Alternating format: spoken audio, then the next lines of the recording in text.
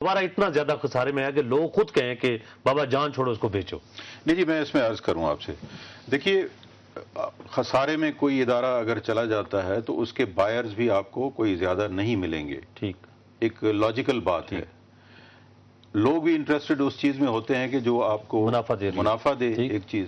اب یہ اتنا بڑا ایک خسارے والا ادارہ کون چاہے گا کہ ہمارے، لیکن انہیں پنے دموں تو بک سکتا ہے نا جان چھڑانے کے. میں وہی عرض کرنے جا رہا ہوں کہ ایک کوشش یہ ہوئی تھی جب یہ اس کو پرائیویٹائز کیا گیا تھا اور ایک ڈیسیشن لیا گیا تھا، تو جس دام پہ پرائیویٹائز ہو رہی تھی اسٹیل مل، اس سے تو زیادہ قیمت کی اس کی اپنی ایسیٹس ہیں. ٹھیک، تو بات تو اسٹیل مل چلانے کی نہیں تھی، وہ تو صرف ایسیٹس اپنے حوالے کرنے اور اس پہ قبضہ کرنے کی بات تھی، جس کو سپریم کورٹ نے انٹرونشن کی وہاں کے مزدوروں کے پٹیشن پہ، کیونکہ مزدوروں کو پتا تھا کہ یہ کیا اسٹیل مل کے اندر ہو رہا ہے. اور جب وہ سپریم کورٹ میں گئے، اس کے نتیجے میں سپریم کورٹ نے وہ سارا پروسیس جو ہے وہ روک دیا.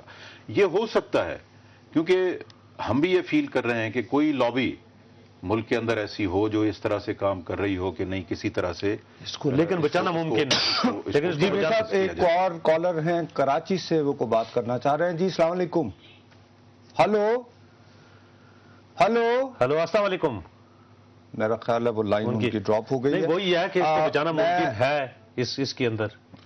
یقیناً ہے جی، اس کو بچایا جا سکتا ہے، اسٹیل مل کو دوبارہ پروفیٹیبل بنایا جا سکتا ہے، لیکن اس کے لیے ایک دفعہ انفیوز کرنا پڑے گا. ہمیں ایک پیکج دے کے وسائل ڈالنے پڑے گا، بالکل ڈالنے پڑے گے. اس کی مینجمنٹ کو بہتر کرنا پڑے گا اور ایک پہیہ ایک دفعہ گھمانا پڑے گا اور اس کی پھر پراپر سپرویژن ہونی چاہیے. اچھا میر صاحب، ہم آپ کی ہم ٹرسٹ کرتے ہیں اور آپ سے ہماری دعا ہے اللہ کہ آپ کامیاب بھی ہوں. لیکن ایک غریب آدمی کے لیے جو آج آپ نے عذاب دیا ہے، 10 روپے آپ نے بڑھا دیے فی کلو، آگے رمضان شریف آ رہا ہے، تو یہ اس طرح کے اداروں میں تو آپ پیسہ ڈالے چلے جا رہے ہیں. تو غریب آدمی کو ریلیف دینے کے لیے یہ کرنے 10 روپے کو یوٹیلیٹی سٹور پہ بڑھانا، سر یہ تو بڑا ظلم ہے نا.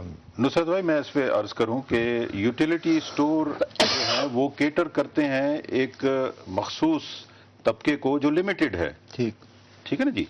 عام مارکیٹ جو ہے وہ تو فورسز کچھ اور ہیں جو اس کو سٹیبلائز کرتی ہیں یا جو پرائسز اوپر نیچے جاتی ہیں، وہ کچھ اور فیکٹرز ہیں. یوٹیلیٹی سٹورز کارپوریشن شہید ذوالفقار علی بھٹو صاحب کے زمانے میں صرف اس لیے کھولا گیا تھا کہ جی وہ جو پاورٹی کے لگ بھگ یا اس سے بلو ایک طبقہ ہے، اس کو ہم سستے داموں اشیاء خوردونوش جو ہے وہ ہم ان کو فراہم کریں. اب دیکھا یہ گیا کہ پچھلے سال آپ دیکھیں چینی رمضان کے مہینے میں اتنا رش ہوا یوٹیلیٹی سٹورز پہ کہ آپ کو لاٹھی چارج بھی ہوتے ہوئے نظر آیا، لوگ زخمی بھی ہوتے ہوئے نظر آئے. اور پھر لمیٹڈ سٹاکس ہوتے ہیں، یہ تو نہیں ہے نا کہ جی وہاں ان لمیٹڈ سٹاکس ہیں اور وہ سارا دن اسی قیمت پہ ملتے رہیں گے.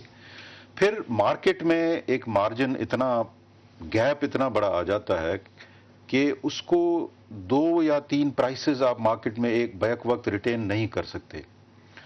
تو یہ کیبنٹ نے اس پہ کافی بحث کی اور یہ سارا معاملہ زیر بحث آیا کابینہ کے اندر، اور اس میں اصولی یہ ایک فیصلہ کیا گیا تھا کہ یوٹیلیٹی سٹور کی پرائس شوگر کی اور جو اوپن مارکیٹ میں پرائس ہے اس میں 10 روپے سے زیادہ فرق نہیں آنا چاہیے مارکیٹ میں، کیونکہ اگر زیادہ فرق آئے گا تو پھر اس میں اس کی. لیکن بجرانی صاحب، یہ بھی تو آپ کی کابینہ کو سوچنا چاہیے تھا کہ آپ کی ٹریڈنگ کارپوریشن آف پاکستان نے ٹائملی امپورٹ ہی نہیں کیا. سر یہ الگ ایشو ہے، دیکھیں نا. اور ادھر آپ نے کسی کو سزا بھی نہیں سنائی. سر میں عرض کروں شوگر کی اویلیبلٹی کا جہاں تک تعلق ہے، ہم نے آج بھی ایک میٹنگ کی ہے جو 4 بجے تک چلتی رہی ہے.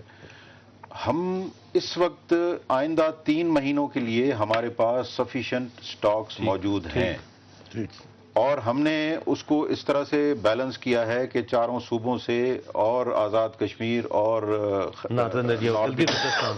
گلگت بلتستان کی ضروریات کو بھی ہم نے سامنے رکھا. اور پھر ہم نے وہ 1 لاکھ ٹن چینی اس وقت جو ہمارے گوڈاؤنز میں ٹی سی پی کے موجود تھی، اس کی ڈسٹریبیوشن بھی ہم نے کی ہے according to their needs, so that کہ رمضان میں कीमतें जो हैं वो स्टेबलाइज रहें और लोगों को चीनी फराहम होती रहे। बहुत बहुत शुक्रिया। और मैं अभी ट्रेडिंग कॉर्पोरेशन पे आपको तंग करना चाह रहा था, लेकिन वक्त बहुत शुक्रिया मीर हज़ार खान बजरानी। Thank you. नाज़रीन, वक्त ब्रेक के बाद वापस आएंगे तो आज़ाद कश्मीर के सियासी बहरान पर बातचीत जारी रहेगी।